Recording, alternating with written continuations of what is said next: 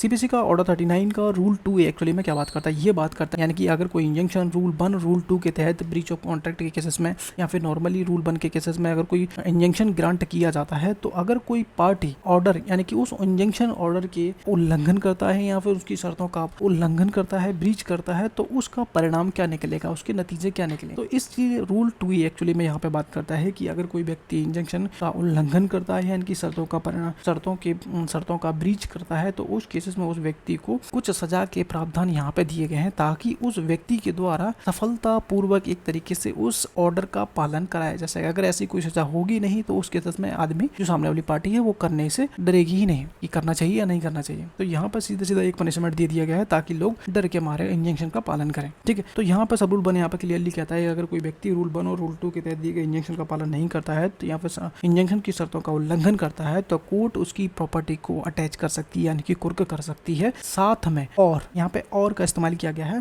और उसे civil prison भेज सकती है जो कि मैक्सिमम 3 महीने तक का हो सकता है। ठीक है, अगर कोर्ट चाहे तो उसको बीच में भी छोड़ सकती है। यहाँ पर सब रूल 2 इसका क्लियरली ये भी कहता है कि जो 1 साल तक इसकी कुर्की है वो 1 साल तक अटैच करके रखा जा सकता है, यानी कि 1 साल तक उसको होल्ड करके रखा जा सकता है उस प्रॉपर्टी को। अगर 1 साल के अंदर अंदर अगर आप पालन कर लेते हो उस ब्रीच का इंजंक्शन का, तो उस प्रॉपर्टी को रिलीज कर दिया जाएगा। अगर 1 साल के बाद भी आप उस इंजंक्शन के ऑर्डर को नहीं मानते हो, उसका उल्लंघन करते रहते हो, तो उस केसेस में उस प्रॉपर्टी को बेच दिया जाएगा। इसको कंप्लीट समझना है, डिटेल में समझना है तो पूरा वीडियो देखिए, पूरा क्लियर हो जाएगा।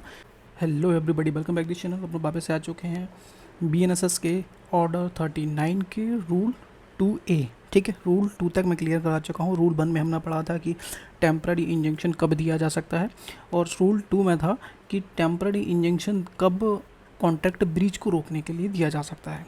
ठीक है, इनमें कोई कन्फ्यूज़न आपको नहीं होगा, बहुत सिंपल तरीके से बताया था। अगर आपने नहीं देखा तो प्लेलिस्ट में जाके देख सकते हो पिछली वीडियो। ठीक है, तो आज की वीडियो हम बात करेंगे 2A में। अब हमने जो रूल 1 और रूल 2 में जैसे देखा है कि टेम्पररी इंजंक्शन हम नॉर्मली रूल 1 में ग्रांट होगा।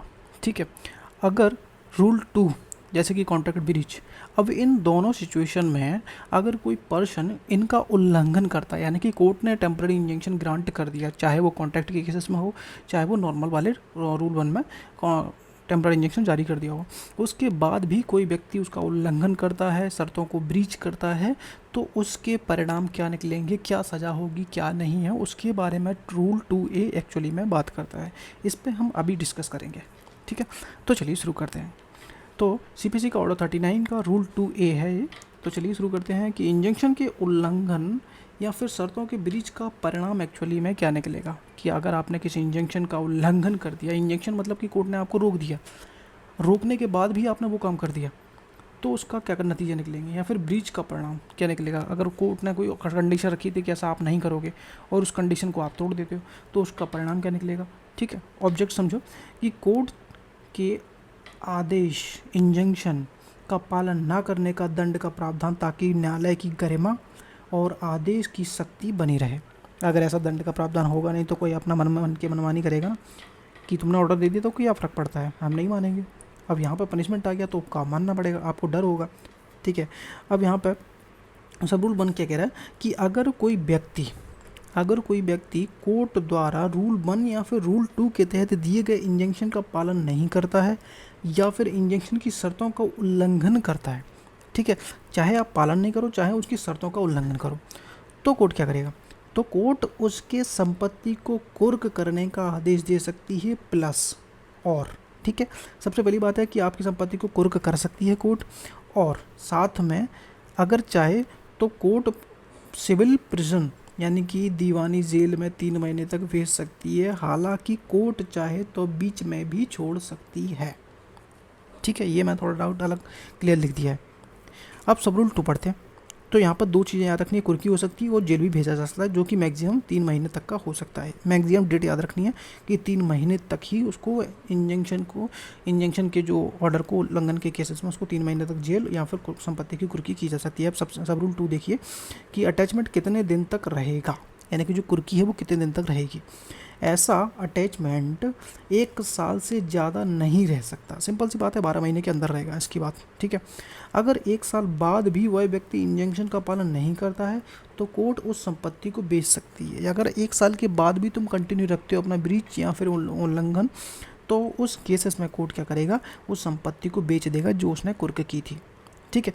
अब बेचने के बाद अब यहाँ पे 1 साल का जो अटैचमेंट 1 साल का है उसके बारे में थोड़ा डाउट है, वो मैं क्लियर कर देता हूँ कि 1 साल बाद कुर्क का मतलब क्या है।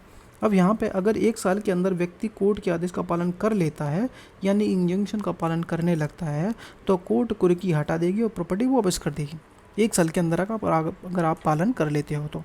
लेकिन अगर 1 साल के बाद भी आपने उस कोर्ट के आदेश का पालन नहीं किया तो कोर्ट कहेगी इस प्रॉपर्टी को बेच दिया जाए। ठीक है, सिंपल सी बात है कि उसको प्रॉपर्टी को होल्ड करके रखा जाएगा 1 साल तक, बस इतना ही याद रखना है। अब बेचने के बाद कोर्ट उस पैसे को इंजर्ड पार्टी को कंपनसेशन के रूप में दे सकती है, यानी कि जो प्रॉपर्टी बेच के जो पैसा मिला है, जो जिस व्यक्ति ने इंजेक्शन का एप्लीकेशन दिया था यानी कि रोक लगवाई थी, जिस व्यक्ति को नुकसान हो रहा था, उस व्यक्ति को उस कंपनसेशन, उस बेची हुई प्रॉपर्टी का जो पैसा मिलेगा वो कंपनसेशन के तौर पे उस इंजर्ड पार्टी को दे दिया जाएगा। ठीक है, जो बच जाए वह असली मालिक को लौटा दिया जाएगा, यानी कि जिस व्यक्ति की कुर्की की गई थी अगर कुछ बच जाए तो ले भाई तेरा बच गया है, ये अपना वापस पकड़। ठीक है, ऐसा हो जाएगा। अब एग्जांपल से और क्लियर समझ लो तो कोई डाउट नहीं रहेगा। कोर्ट ने ए को इंजेक्शन दी, वह बी ज़मीन पर कंस्ट्रक्शन ना करे।